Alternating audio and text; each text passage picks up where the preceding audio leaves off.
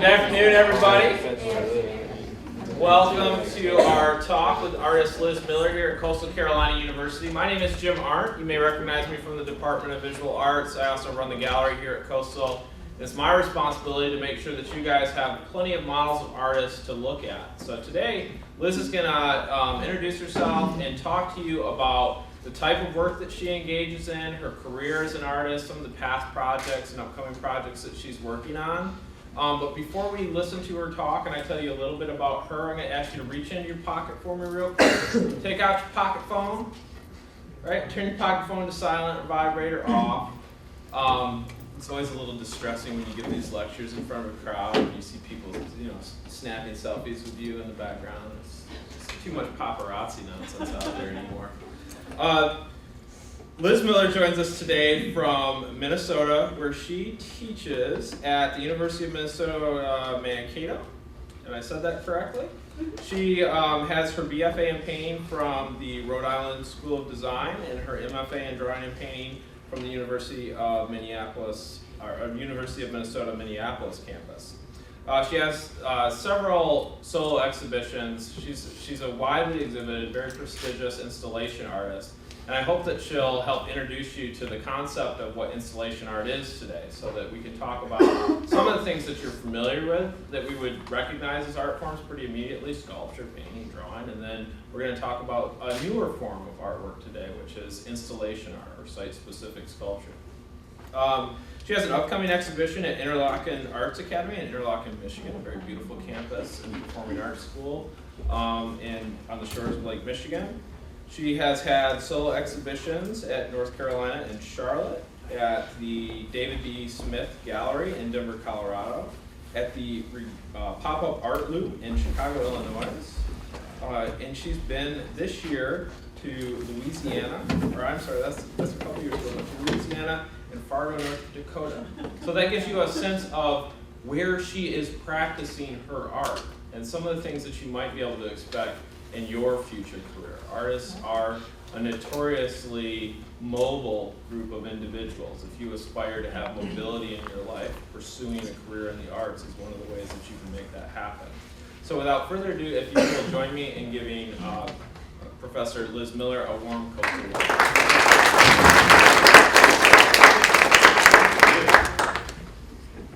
Thank you so much, Jim, for that lovely introduction. I just want to thank everyone at Coastal Carolina University for the warm welcome that I've been given this week. It's been really wonderful to be here. The 80-degree weather feels just insane to someone who's from Minnesota. So I've been enjoying that, but the gallery staff has been amazing. So thank you, Jim, for all of your hard work and preparation and bringing me here. Thank you to Scott Dean, who is back there in his role as official photographer, I think, for campus, but has also been assisting me with the process of getting my work here, organizing all the details. And I want to also give a special shout out to the student workers in the gallery. I know some of them are here and some of them are probably still working in the gallery. I've had the opportunity this week to work with them closely, and so I see Drew standing in the doorway.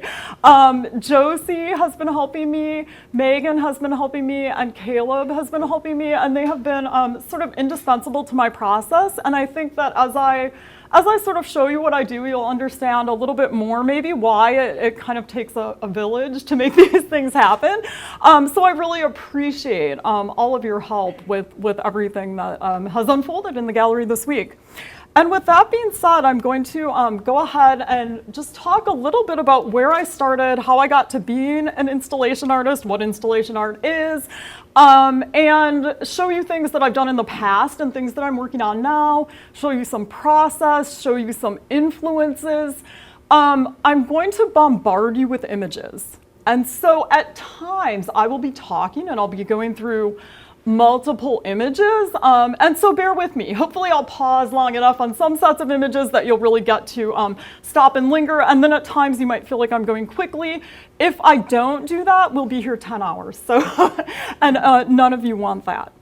So I'm going to start with where I was when I started graduate school with my work. And when I went to graduate school at the University of Minnesota in 2002, I had a BFA in painting and drawing, as Jim said, from Rhode Island School of Design.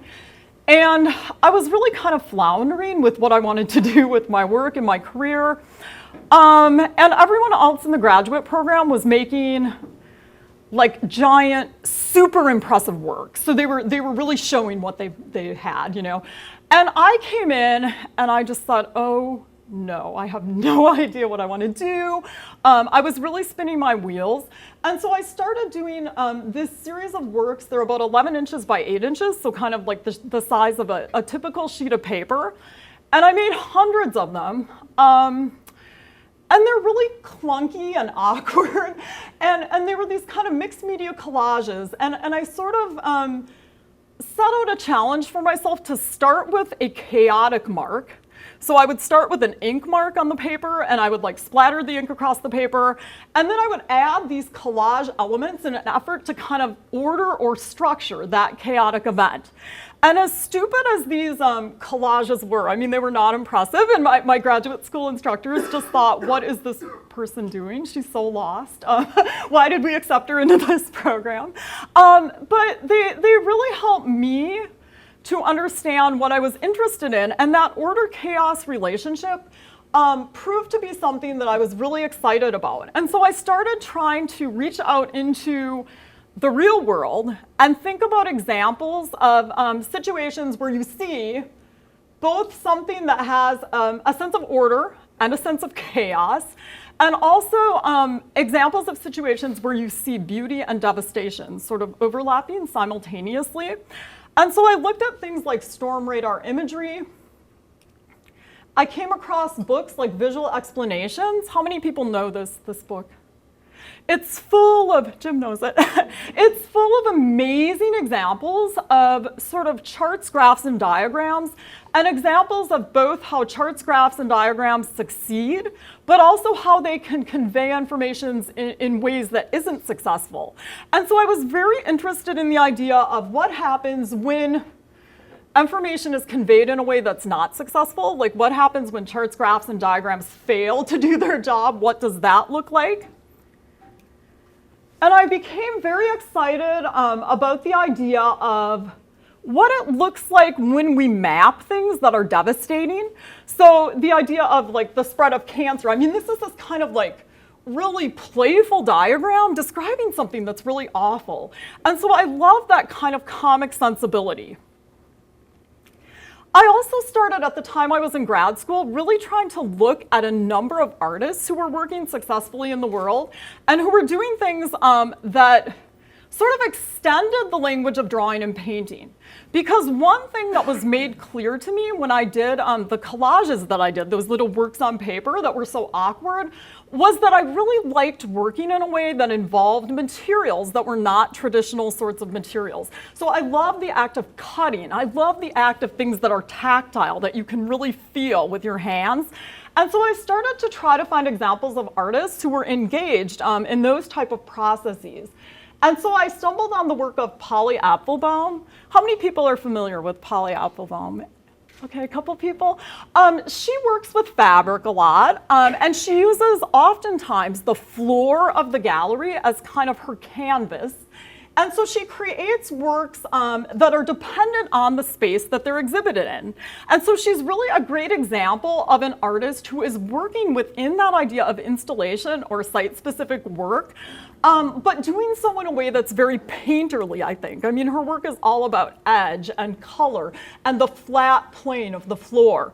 And so I was very excited to see people like Polly Apfelbaum working within that language of drawing and painting that I was familiar with, but doing so in a way that involved materials that were unfamiliar to me and that used space in a dramatic way.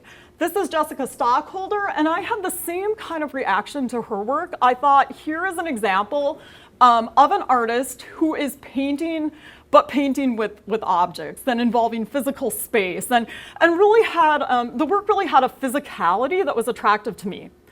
That being said, I had no idea how to get from what I was doing, these kind of awkward collages, to doing the types of work that Stockholder and Apfelbaum were doing.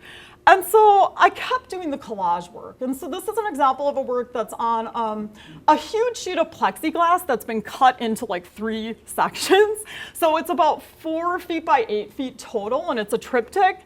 And I started really thinking of the works I was making as sort of these abstract narratives with little characters in them. So I thought that these little abstract repeated elements could evoke all different sorts of real world associations. So they could be schools of fish, they could be armies, they could be all these different things that the viewer could kind of come to in their imagination without sort of alluding to any one overt thing. And I love that idea of telling a kind of narrative within the language of abstraction. And so that's something that I continue to kind of chase in my work. I found that the materials I was using, however, were getting really cumbersome. The plexiglass was really expensive. The adhesive vinyl was a pain to work with. I was trying to get things to rest really flat on the plexiglass, and the materials didn't want to rest flat. So I was having this kind of struggle with trying to be a painter and a drawer and not being very good at it. And so I had a critic come during my time in grad school to visit my studio.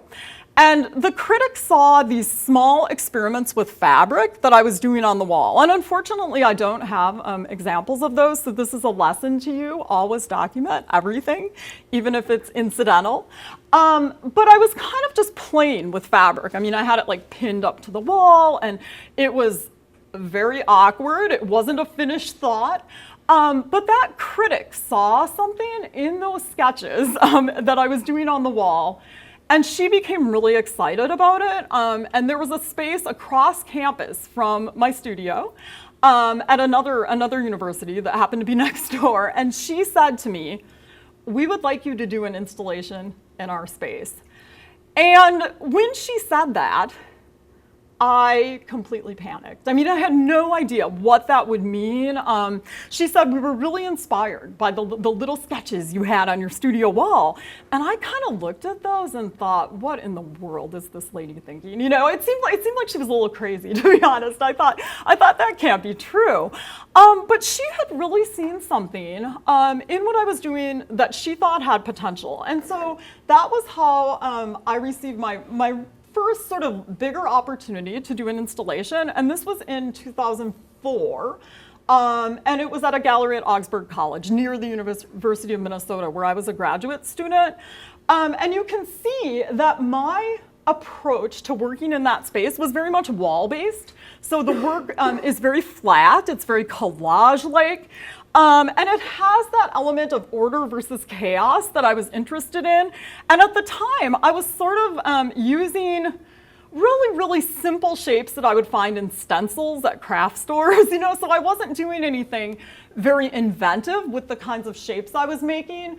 But I was trying to create these sort of plays between an ordered sort of event in the gallery on one end of the wall and something more chaotic. And so you can kind of see, like, it reads almost from right to left, actually, from a more structured environment to something that's more unwieldy.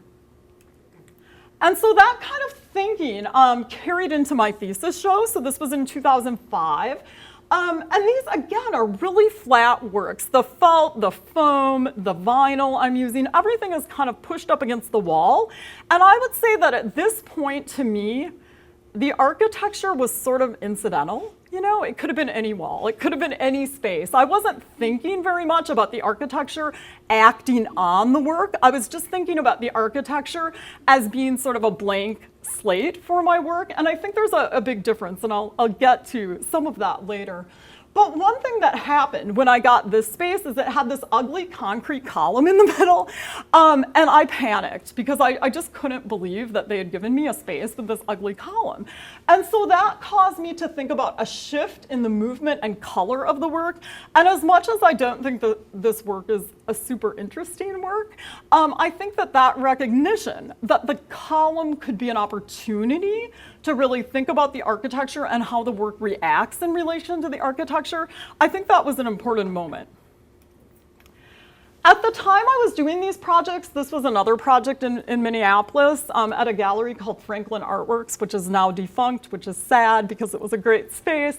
But I was buying all of the materials, the felt, the foam, the vinyl, on a student budget. So I would go to like Michael's or Hobby Lobby and I would buy it in like those 9 by 12 inch sheets, and I would buy like as much as I could afford, and then I'd go buy more. So all of the elements in these are kind of little tiny elements for that reason. When I got done with graduate school, I got a teaching job at Minnesota State University in Mankato, and all of a sudden, I got a faculty research grant, and I had a little bit of money that I could buy materials in a different way. So this looks like a big roll of toilet paper, but it's actually a huge roll of felt with a stiffener in it, which became a material that I love to use. I became fascinated by the sculptural possibilities of fabric, and I think that continues to fascinate me. And part of my foray into that fascination was my interest in fashion. And so I loved Japanese designers such as Issey Miyake, Yohei Yamamoto, Rei Kawakubo, and how they're taking what many of us think of as sort of a two-dimensional material and making it really dimensional. And so when I saw their work, I think that was kind of like a light bulb in my head. Like you could do what you're doing, and you could easily kind of make it more sculptural than what you're thinking about. You know, I was thinking about these materials as flat materials, but it really occurred to me that just through that idea of draping, folding, bending, a kind of wonky origami, that I could make the work much more sculptural. And so getting there took a long time. So how many of you have had a really great idea and you can see it in your head, but you can't quite get there? I mean, that pretty much like describes a lot of my process over the past decade, is really being able to see my work as more sculptural, but not having the experience to really be able to get there. And because I had a background in drawing and painting, there was always this allegiance to flatness, and there was a lack of knowledge of how to use any kind of power tool. I don't know how to build anything. I never received any of that training. And so all of the experiments that I did early on were kind of me stumbling along with the material, trying to figure out what are the possibilities of these flexible materials, such as stiffened felt, such as vinyl, such as foam?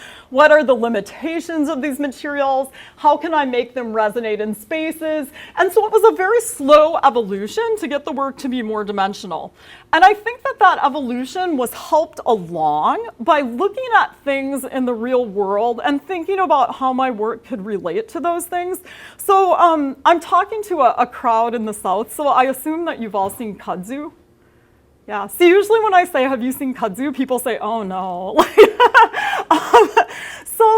This was unfamiliar to me. I was a studio assistant at Penland when I was in grad school, and many of you have heard of Penland, probably because you're here. It's in North Carolina, kind of up the mountain from Asheville. So it's this beautiful setting in nature. If you don't know it and you're an artist or a student, you should look at it. But I saw scenes like this, and I thought they were incredibly beautiful and romantic. And I was told that actually what is happening is this is an invasive plant that's like choking out, everything that's underneath it. So it sort of suffocates things. So it's like a beautiful canopy, but it also has this quality of being like deadly and bad potentially for anything living in the area. So I started looking at images like this and trying to think about how the materials I was using could evoke some of those qualities. And I often use limitations of spaces as opportunities for my work. So because I did not have a lot of experience doing this type of work, it was really hard for me to get beautiful spaces like the one I'm showing in now here. I was given oftentimes like a space that's a hallway or a space that's a closet in the back of a room, kind of like, well, we can't give you our main space, but we'll let you try this ugly space over here. And so this was at the University of Wisconsin, Oshkosh. Don't tell them I said their space is ugly, but it's not. But it was a weird space. It had the soffit. It's very narrow. But I really used that soffit as a way to try to create depth and some dimensionality by allowing the material to drape over the soffit. And I started to kind of get this density that was unfolding that was really exciting to me. There was kind of this almost like a giddy feeling, like, maybe I can make things that are both painterly and sculptural. And so from nature, it only makes sense that I started looking at guns. And I became fascinated with weapon design as an example of objects that have a deadly function, that have a beautiful kind of visual quality, particularly historic weapons and the kind of filigrees on those weapons. And so I became also interested in how we're sort of bombarded with images of weapons in the kind of virtual space, and what's the difference between a real weapon and a virtual weapon. And so I started thinking a lot about just the shapes of weapons and how they could be merged with something more decorative and more beautiful and sort of camouflaged in my work. So this was a project I did at Sioux Visual Arts Center in Minneapolis. It was a two-person show. And I had some works on paper, which I'll talk more about later. But I also had a hallway space, like another space that's sort of like an ugly space. I mean, how do you use this hallway? And so I created this kind of face-off between these dimensional elements. And right after I had this show, I got a call from the Walker Art Center, and the Walker Art Center is like a pretty big institution in Minneapolis that I wouldn't normally expect to get a phone call from. And they said, we have a storefront window that we're looking for art for, and we'd like you to do a project. And so it was the bookstore. It wasn't like in the main gallery or anything. And they said, we want the project in 2 weeks. And so like normally I think 2 weeks is not adequate time for anything, but when the Walker calls you, even if it's the bookstore, you kind of think, okay, I'll rise to the occasion. And so the only work I could really think that might fit that space was the work that I had shown previously at Sioux Visual Arts Center. But when I got to the Walker, they said, oh no, you can't attach anything to the wall. And so I had a moment of intense panic about not being able to use the wall at all. And that moment of panic turned out to be sort of one of the best things that happened to me, because I had to figure out how to attach the elements from the ceiling. And all of a sudden it became clear to me that the elements could be self-sustaining, that I didn't need to keep attaching them to the wall. And so that circumstance kind of opened me up to possibilities I hadn't been thinking of, and that I continued to explore in future works. And so this was a show I did in 2011 at Bloomsburg University, which I think I was talking about with Jim earlier. And this was probably the most overt use of like the gun form that I'd used. You can kind of see the triggers and the symmetry. But it was also the first work where I really didn't attach any elements, the first big work where I didn't attach any elements to the wall. And so that, to me, as much as I look at this now and it doesn't look particularly successful, I think that oftentimes works help you get to the next work, right? That hopefully is more successful. And so each of these opportunities to work with a different space and to sort of think about different things within a space architecturally, conceptually, they each helped sort of lead me to the next challenge. And so I was trying to use things like symmetry, color, tactility to sort of seduce the viewer, camouflage some of the imagery, combine the weapon imagery with more sort of natural imagery, so that play between natural and synthetic, and create this world that the viewer could walk through and walk into. I started looking at a lot of armor, so I looked at drawings of like arms and armament and different sorts of metal filigree on the armor. And that play between sort of something that I think is really sinister and really decorative is just super intriguing to me, and how aesthetically beautiful it is. So I started to just kind of collect an encyclopedia of images, and I always tell my students that I think it's perfectly acceptable to sort of have a collection of images that you don't know how you're going to use the images. You know, sometimes I think we worry so much as artists about what we're going to do with things, or whether it's significant, or whether it's the right time to be looking at something, that we sort of like close ourselves off from possibilities. And so I just started to gather things, you know, not knowing exactly how they would play out in the work, but being very interested also in the idea of these processions, these sort of militant processions, and the kind of formalism of it. And then I sort of followed suit by responding to the spaces I was given. So this was at Kendall College of Art and Design in Grand Rapids. And it's sort of a space outside of their main gallery in another building. It's in a huge kind of public area with an atrium. And so you can see the way that the work sort of is suspended from the top of the space and sort of falls into that space. And I love the idea that I could take these sort of bits of reality that I was splicing, you know, from different sources, and transform them into works that I really think of as abstract fictions. You know, so they're sort of comprised of different truths, but they really become fictional and sort of become their own thing in this space. So also in 2011, I had an opportunity to show work at the Minneapolis Institute of Arts as part of their Minnesota Artist Exhibition program. And it was the first time that I had had the opportunity to do a big work in a collecting institution. So an institution that isn't like a kind of experimental space, which is usually, as an installation or site-specific based artist, what I would get is a space where it was really experimental. They'd let me deface the whole space. It was a raw space, but oftentimes it wasn't at like a big institution. So when the Minneapolis Institute of Art notified me, I really wanted to find a way to use their collection to inform the work that I made for that space. And so I asked the curators from every single department to send me JPEG images of what they would consider to be arms and armament, like really broadly, from across all continents, across all time periods.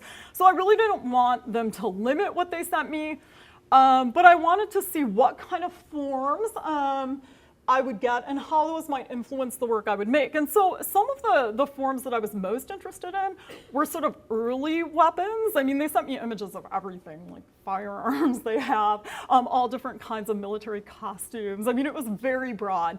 But I tried to look at what forms would have the potential to become characters in a work that would also incorporate elements of pattern and decoration. And so I translated the forms from the weapons into all of the kind of gold felt that you see in the installation is comprised of the weapon forms. And then I spliced it with other sort of source material and came up with this work, which is very wall-based on one side and then sort of becomes more dimensional on the other side. And so you can kind of see the layering here, and all of the elements are sort of hand cut, and I'll talk more about that later. But there's a sort of slowness to the process of making the work that I think is oftentimes how I think. And so I always joke that my laser cutter is the Liz laser. I mean, I found shortcuts, and I'm pretty fast actually at cutting large quantities of things. But I also consider that cutting time to be integral to my thinking. I started playing around with symmetry quite early in my work. I mean, you can see it in some of the earlier examples, and was very interested in how we perceive things that are symmetrical. So this is like a simple butterfly moth type image. But how we perceive things that are symmetrical as pleasing, as balanced, as being part of nature. So there's been research that like babies find people with super symmetrical faces more pleasing, you know. So what does that mean? Why are we drawn to that? So I started using my non-existent Photoshop skills. Pardon the splicing, but to kind of just mirror things, and I started mirroring weapon images and gun images, and was really fascinated just how taking the gun and just mirroring it turned it into something completely different. I also started to become more interested in the idea of order than I was in the idea of chaos. And so when I first started doing my installations, I considered the chaos to be the interesting part. And as I started to work more, I became really excited about the idea of these very linear and kind of exacting sequences and how they related to different kinds of processions, I guess, in different parts of culture. So there's the military reference, but there's also the idea of showgirls and how those things seem to line up and not visually look that much different. And it led me to do works that were super linear and super structured and super specific, such as this work at Coe College, that really has no element of chaos, so to speak. I mean, it's all very ordered, and it forced the viewer to sort of walk in front of the work, almost like they were walking in front of a firing squad, but like a firing squad of felt. So a very different materiality than one might expect from a firing squad. This was a project I did this is kind of a dark slide, I apologize, at Louisiana Tech in Ruston, or no, Louisiana, I don't know, somewhere in Louisiana, in Ruston. I always get the school names mixed up. I did a residency in Charleston, which was really interesting for me, at Redux, and so, and that was several years back, but I was able to spend about 3 weeks there, and I was able to go to like the City Museum and to go to different historic sites and to actually then translate some of my shapes from those visits into the work.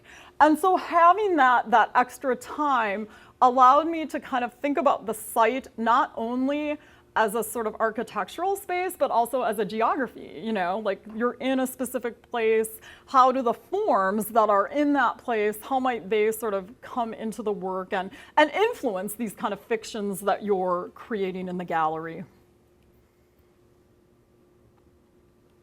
And so I did quite a few works. This one was in Greensboro. And so I did quite a few works that sort of dealt with the weapon forms and the play between synthetic weapon forms and organic shapes.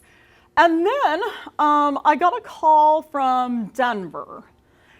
And a curator in Denver, David Smith, said, I'm really excited to have you do a show. And I got so excited because it's such a great space. And then he said, and I want the work to be about the painter Clyfford Still. And my heart kind of sank because I said, well, I don't know anything about the painter Clyfford Still. How many people know Clyfford Still?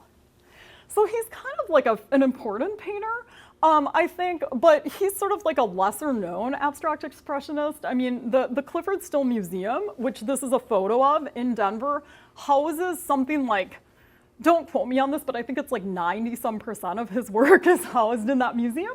So not that many of his works are out in the world, you know, they're all, he sort of held his work close. And because of that, I think that some of his most interesting works are not necessarily the ones even that the public sees in many spaces. And so I kind of wanted to say no when I was asked to do this because I thought, this is so different than the ideas that I've been dealing with, but I was very attracted as someone who aspired to be a painter and sort of failed at it and became an installation artist. I was very excited about the idea of taking the gestural brushstroke and then applying it to a cut form. And so I sort of used my same lame Photoshop skills. I mean, you can see there are a lot of problems with this, but I sort of applied the same process and I deconstructed some of the brushstrokes in Still's work. And I created this installation that sort of borrowed from all the brushstrokes, had some of the kind of firing squad elements of my previous work, but the edges are all cut edges, and so that gestural quality and the fluidity of his work is really mediated by the sort of sharpness of the cut edge in my installation. So it actually ended up being a project that I really enjoyed a lot, even though it was a real curveball into my process at the time. And because the gallery was a commercial gallery, they also wanted me to make something they could sell. And I usually show at kind of like experimental galleries that aren't commercial. So that was a really big challenge, and I ended up doing these sort of semi-dimensional works that I really enjoyed, and that were sort of a foray for me back into making works on paper, which I'll talk about a little bit. After that, I was pretty sick of like all the color in my work, and so I ended up doing a weapon-based work at the University of Wisconsin in Milwaukee, and I ended up draining all of the color out of it and making a monochrome work. I started focusing on ornament a little bit more. I had been told for so long that fashion was not a pursuit that you should be interested in. Things that are decorative have no meaning. And I became really suspicious of that, and I wanted to find books that could help me understand ways that ornament is often integrated with meaning and with function, and so this was one of those books. I went to France and I went to Versailles. This is me and my husband looking really cold. It was really cold when we went to Paris, but there were no lines. And we went to secular sites like Versailles. We went to cathedrals, and I started also just looking at fashion in a sort of studious way and thinking about how it could influence my work and not feeling apologetic about it. I mean, I think in grad school I was kind of told, oh, this is superfluous. You shouldn't look at that. It's not very interesting. But I think it's super interesting, and I think it's very interesting, like how fashion designers such as Rodarte, which are two sisters, how they are sort of splicing these different textures and fabrics together in super unexpected ways. And it kind of inspired me to start a new series of works on paper several years ago. And I tend to do works on paper in large batches. So I'll do no works on paper for a while. Like I'll just be like, I don't have time. I don't want to do this. I don't have space to do it. Then I'll do like 200 works on paper. That's kind of the way I work. And I usually have almost like a kind of pattern that I follow when I'm doing these. So with these, I started with kind of a spray painted mark, and then I added, a certain number of elements. So they're sort of formulaic, but that formulaic nature to me is always a way to also think about, well, if you have these 4 variables, how many possibilities can you make from those variables? And so I made hundreds of those, and they kind of led, I think, to an opening in terms of my relationship to materials and my relationship to pattern in my work. And I had not really used any materials that had overt sense of built-in pattern or appropriated pattern. And all of a sudden, I was aware of how many materials I wasn't using in my work and how limited I was being with the kinds of materials I would use.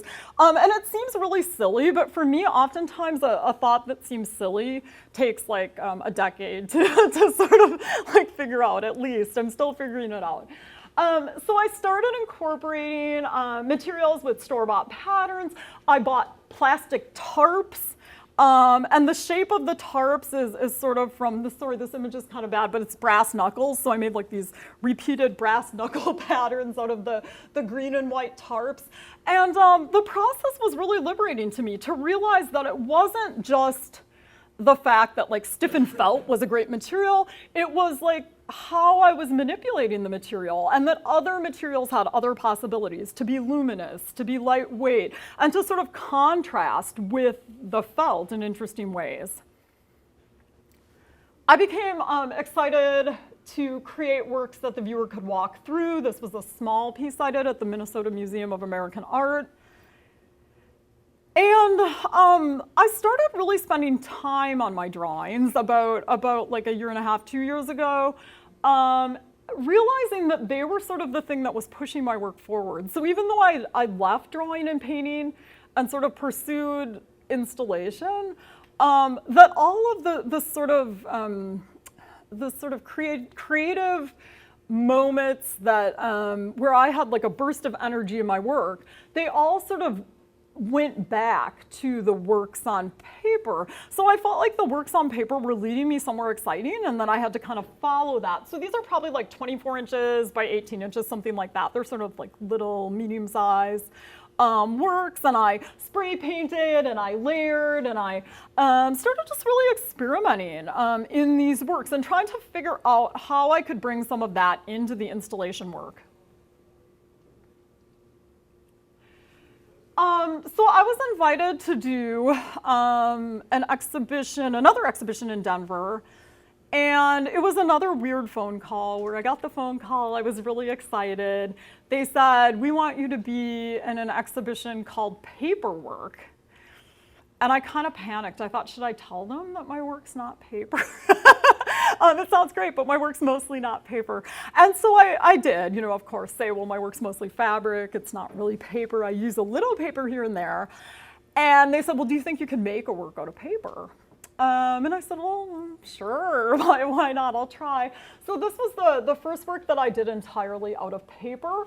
And for whatever reason, it really led me to consider painting the surface even more than I had with the fabric. And so I incorporated elements of both like found pattern, but also of pattern that I applied to the surface of the paper. So I was airbrushing, and this is the same work in another space. I also realized how limited I could be in my thoughts about materials, again, because I always thought of paper as fragile, but the paper I was using in this work was incredibly resilient. I shipped it, I ironed it, I folded it, I pulled on it, and I really didn't have any of the paper break. And so it made me realize in my mind, again, that I needed to really, sort of question my assumptions about the materials I was using and what they could withstand. I had, in 2015, the opportunity to work with a group of dancers and performers, and was terrified about that aspect. So you see a pattern here. People call me, I'm terrified, and then I try to figure out how to do this. And so they wanted me to create kind of an interactive set for a performance at a space called Public Functionary, so that the work would function as a kind of installation or an environment when performances weren't happening. And then when performances were happening, the work would turn into this kind of set that the performers could manipulate. And through that experience, I had the opportunity to work with lighting designers. I had the opportunity to see how people moved physically through the work in a kind of dance environment. And it really changed the way I was thinking about what I did. And so even though I'm not someone who necessarily collaborates very naturally, like I think I'm a little bit of a control freak about my process, it was really a great thing for me to have to deal with those unknown variables.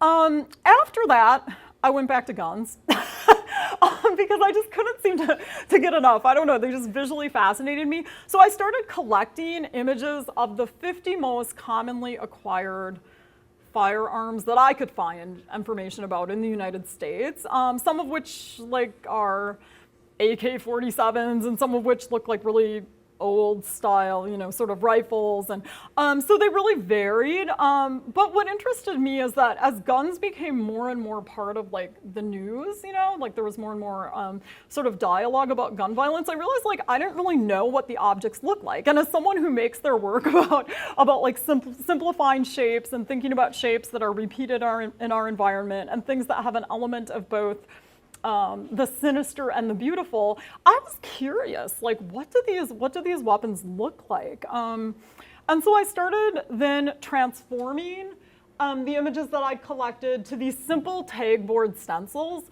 So this kind of shows you how low tech my process is. I mean, it's not high tech at all. It's super low tech. It's like white tag board.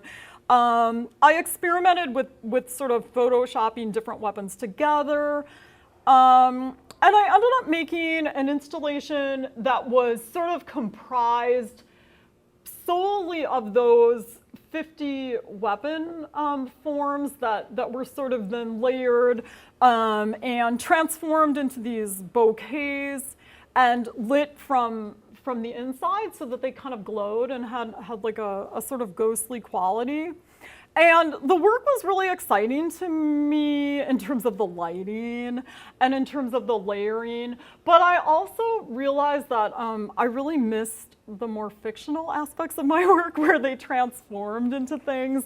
It felt really literal to me in a way that I wasn't necessarily super comfortable with. And I just felt like I needed to kind of experiment with another direction with this work. And so I went back to making 2D work, and these are fairly large. These are probably like 60 inches by 40 some inches, and used a lot of airbrushing, a lot of found papers, and really tried to push what I could do with the soft edge of paint versus the cut edge of the material. And then came back to guns because I couldn't get away from guns, and I kept trying to solve this problem of like how can I transform these in a way that's going to be more effective. And so I took the gun stencils that I'd used before and I made a super stencil that's like laying on my studio floor here. So this is really big. And using the slow process that I employ in my work, I cut the material with X-Acto knife and electric scissors. So you can see I have like 10 electric scissors going at any one time. And I just traced and layered and sort of experimented with these forms in different ways in my studio.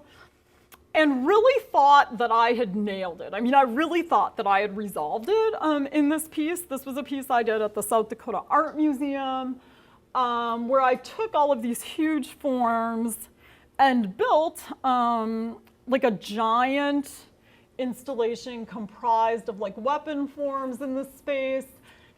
And I got done with it and I hated it.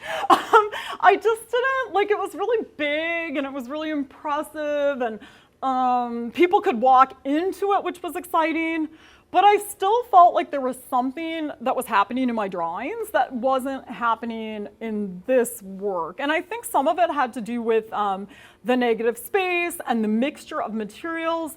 And so I went back to the works on paper, and I made these over the summer while I was in New Orleans at the Joan Mitchell Center. How many people have been to New Orleans? Yeah, it's amazing. I mean, for me, it was kind of like being in another world, just in terms of the things that grow there, the kind of plants and the houses, the color. And so I think a lot of that sort of translated subconsciously into the work. I bought some great fabric with these beautiful like appliques on it. And I just tried to let myself work without sort of forcing the work to a particular place. And I think that that's important sometimes, like letting the work lead you, you know? Like I'd been trying to lead the work so much, and I'd been so focused on making the thing with the weapon forms work that I think I wasn't really letting the work evolve or paying enough attention to what was interesting about what I was doing. And so I came back to Minnesota and I started really employing more airbrushing in the installation work. And the result, I think, is getting me closer to how I feel about the drawings. I started to think a little bit more about areas of density as opposed to areas of negative space, patterns that collide and clash with one another, and letting some of the forms be more open, you know, letting the wall be important, letting the shadow be important in the work. And so that was something that sort of started to translate to the work this fall, and that I think has continued into recent projects. And so the project that I did before I came here was in Starkville, Mississippi. How many people have been to Mississippi State? Anybody? Another amazing place for a northern Midwestern person to go. It was really, really warm weather. This tree, however, is not a tree that's native to Starkville. This is a tree that grows in India called the suicide tree. It has poisonous like nuts or berries, like so they're super deadly. And I love that idea of foliage that's both beautiful and deadly. So that was kind of a point of inspiration. And the work that I created there, the space is an octagonal space with carpet, which I would say is not my ideal space by any means, but I found it was very exciting because you couldn't see the whole installation in any one view. So you had to walk around this octagon. And so it really forced me to think about the way the viewer would move through the space in a different way. And I also started to really play with the relationship of some of these kind of strange triangular elements and the floor. And they were things that I had just been playing with in my studio that kind of happened. They weren't based off of weapon shapes. They weren't based off of plant shapes. They were just like this trial and error thing. And I arrived at these kind of triangular cone-like forms, and they were so weird and funny and menacing, and they seemed like they were everything and nothing at once. And so I just kind of embraced them and brought them into the mix, and they've continued to make their way into the work and make their way into the exhibition that's downstairs in your gallery as well. So these are a couple shots from that show. And you can kind of see here how I'm splicing found patterns, found floral patterns, faux fur, tarp material. So just trying to take more risks with materials and kind of bring some of that wild sensibility of the drawings into the installation work. And so I'm not going to show images of the work in the gallery because I'm hoping that you'll all go see it, and that seems kind of silly to show images of something that you can go downstairs and see. But what I would love to do is answer any questions that you have. I'll start off. I always have a question. Oh, good. I'm sure they'll jump in with one or two. The structural integrity of some of the taller pieces, like especially that piece at Kindle. I'm familiar with that space. That's 3 stories. That would be 30, 40 feet tall. Yeah. Is it self-supporting? No, so that was, should I go, I don't know how many slides, it's a ways back, I don't know if I can find it. But do you all remember the tall piece? It's like black and red and white. So that piece was actually an experiment. There's a metal armature, there's like a hoop at the top, and then there's like a hoop at the bottom of it. And I mean, I felt like it was helpful in that space, but it also limited the way I thought about improvising in the space, if that makes sense. Because usually with my work, I'll come in and I'll kind of have a plan, and then I'll deviate from the plan. And in a space like the gallery you have downstairs, deviating is easy because you have like an open ceiling. It may not have been as easy, I think, at Kendall, because I know they only had like a certain number of hooks that I had to then hook the armature into.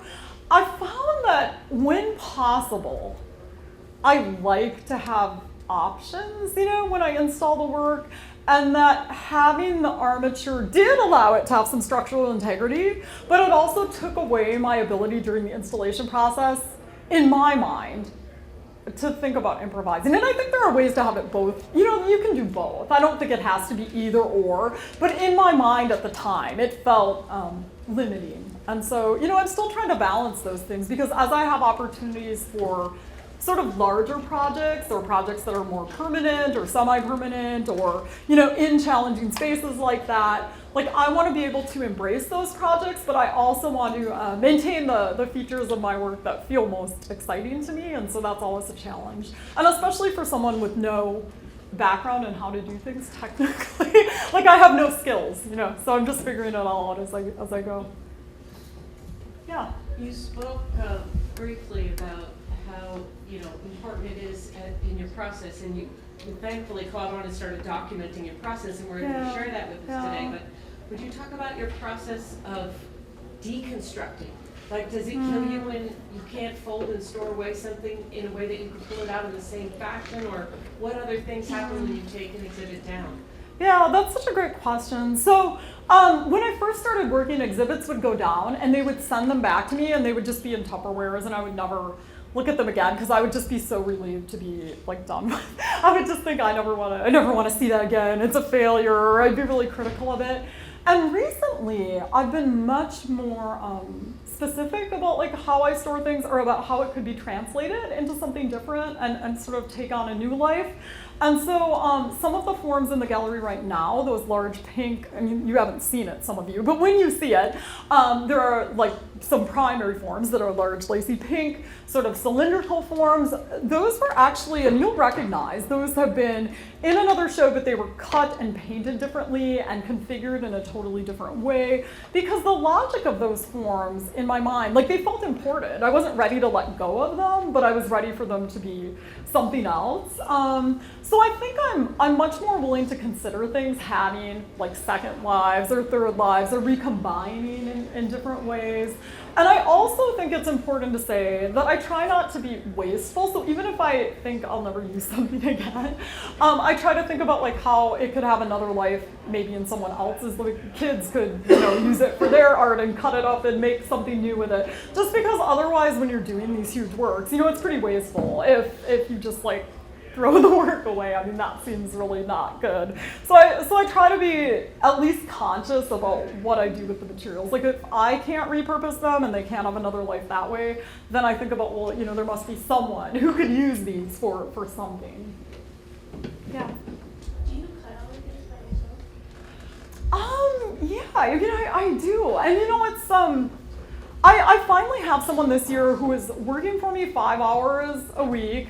But she doesn't cut things. It's really funny. Like at this point, the cutting, I use an electric scissors sometimes, so it has like a little button, so I can cut by hand, but I can kind of motor along, and that's for sort of like rough cutting, things that are big gestures. It won't do real fine things. But at this point, the cutting for me is almost like drawing. Like I have a real affinity. Sometimes I get impatient. And I'm not like some people have this romantic idea that I like love the tedium of the process. Like sometimes I hate it. Sometimes I just think this is stupid, a laser could do it. But I did experiment a little with laser cutting, and it was just, I don't know, it just was hard for me to get my head around. I don't have a laser cutter in my studio. The one I have access to isn't very large format. It was like it took me out of the setting I like to work in and into this other setting. So, maybe I'm being a little bit lazy about it, but for now, it's sort of kept the work at a scale that's large, but it's still human, like the scale that one human can make. And I kind of like that, so I've held on to that. But it also makes the work imperfect, which can be good or bad. Like when you look at it in the gallery, you'll see trace lines, and you'll see spots where the cutting isn't perfect. And that's either interesting or a problem, I guess, depending on one's point of view. So. Well, we're going to be cutting it close on time. How about one more quick question, and then I'm going to encourage everybody to come and join us in the gallery at 4:30, where you can talk to Liz and corner her with food. Yeah, food. If art doesn't lure you, food will certainly lure you. When was your piece up at University of Wisconsin Oshkosh? Oshkosh was probably 2010, maybe? Yeah. Do you know that space? Yeah. Oh, cool. You do? Yeah. Yeah, it was probably 2010. And it was like, it was weird because I know they have several spaces. So that space was like, I think maybe not one of their main spaces. I'm not sure, but yeah. Well, if you guys would help me thank Liz and please join us. It's a fantastic installation downstairs, and I'm going to encourage you to pull a friend over and say, I know you don't like art, but why don't you come look at this? It's amazing to see what one person can do in a little bit of time.